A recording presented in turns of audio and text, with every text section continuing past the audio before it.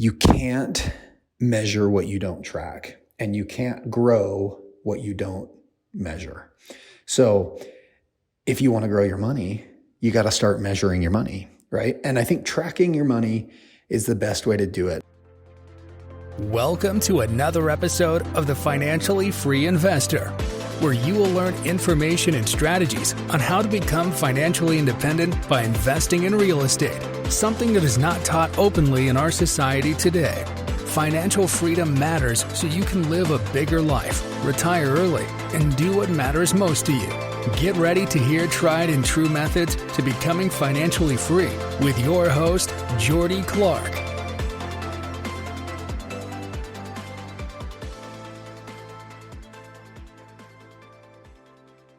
Hey everyone, welcome into another episode of The Financially Free Investor. So today, I wanted to just release a quick episode, and then I'm actually super excited because the next few episodes we have coming up, I've got awesome guests coming on and couldn't be more excited to bring you their stories and their money journey and their life journey. So anyways, with that being said, today, I wanted to bring you 3 money tips to help you succeed in 2023. So, first money tip, I want you to track your first 30 days of spending in 2023. You know, I think that a lot of times we get these New Year's resolutions and we start January 1st, but really, you can start anytime. The most important measure of success is just change and actually moving the needle. So I think the last 30 days of the year are always an anomaly. We've got Christmas, other holidays, parties, and like our spending is just abnormal in December and November.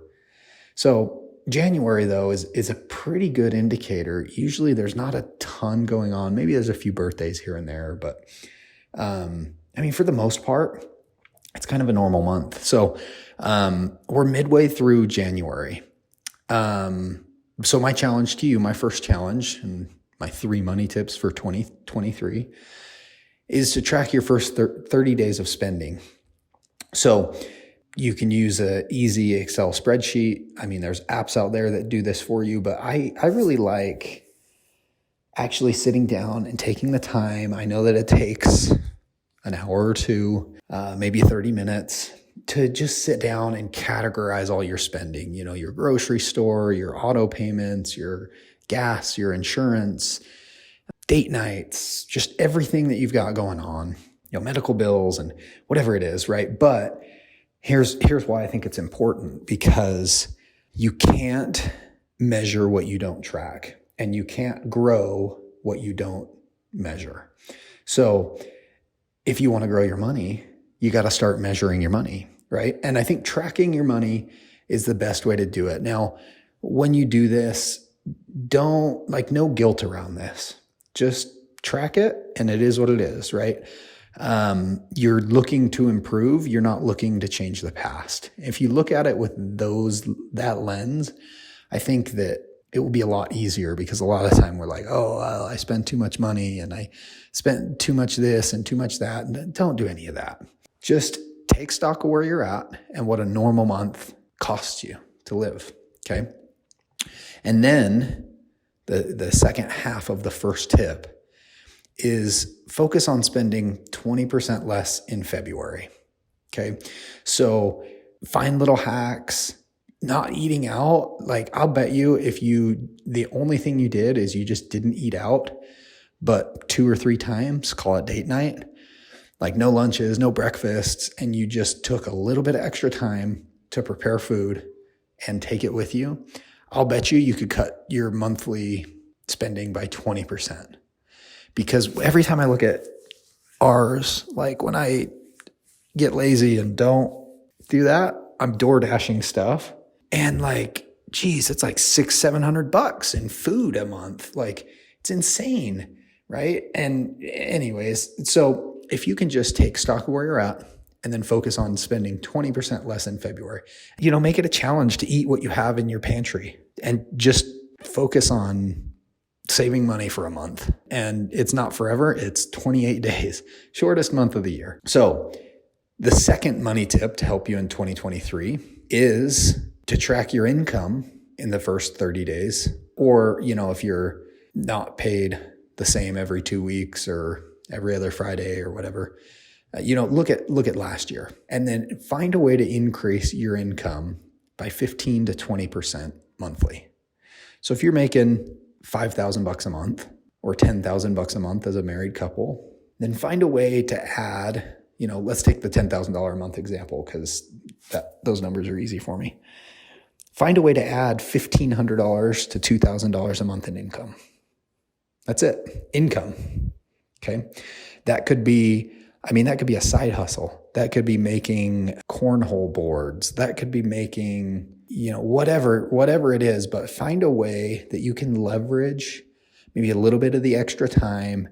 And when you're watching Netflix anyways, you're creating something that you enjoy and that, Netflix and all these streaming subscriptions, like we really try to minimize our TV here at our house, but anytime I do have to watch it, I'll hop on the Peloton. Truthfully, on the Peloton right now, going a lot slower than I normally would just so that I have breath and I don't sound like I'm wheezing uphill for you guys. But the point is, sometimes we have extra time. Sometimes we don't, and that's okay. But finding a way to increase your income by 15 to 20% for just 1 month, right? Like that could be selling. I have a few extra computers around the house, for one reason or another, like we upgraded our desktops at work and upgraded my laptop at the end of the year. And then I've got my old laptop that's sitting around doing nothing. Well, I listed it on Craigslist and KSL. For anyone outside of Utah, KSL is like Utah's version of Craigslist.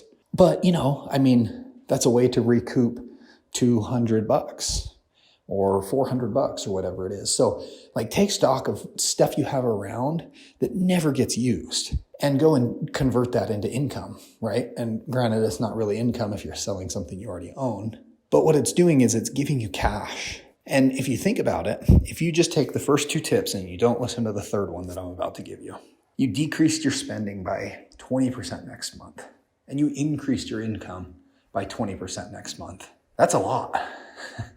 That's 40% difference. Again, it's just 1 month. It's not the whole year. You don't have to go crazy, but you just think about making those little tweaks. And that's how you get further ahead financially, is you create a gap and then you take that gap. And if you're not paying down high interest credit card debt, then you take that money and you invest it. Okay. So the third tip is to pay off high interest debt while you learn how to take advantage of the coming real estate market. So a lot of times we just get life happening to us. We use a credit card and then we're paying 20, 30, 35% interest. Well, that's a pretty high return on investment when you look at investing. So paying off high interest credit card debt can be the quickest way to make a huge difference. And if you just took these 3 tips and implemented them 2 months out of the year, and you just were like, hey, every February, every September, we're just going to do these 3 things, I'd be willing to bet that makes a huge financial difference in your life. So with that being said, guys, these are my 3 financial tips for 2023. If you liked them, please comment, please share, please email me, get in touch with me, DM me, whatever you have to do. But let me know what you thought of them and let me know if you'd suggest any others. With that being said, guys, please share this with someone that might find value in it, someone that's looking to improve their finances in 2023, and make it a great day.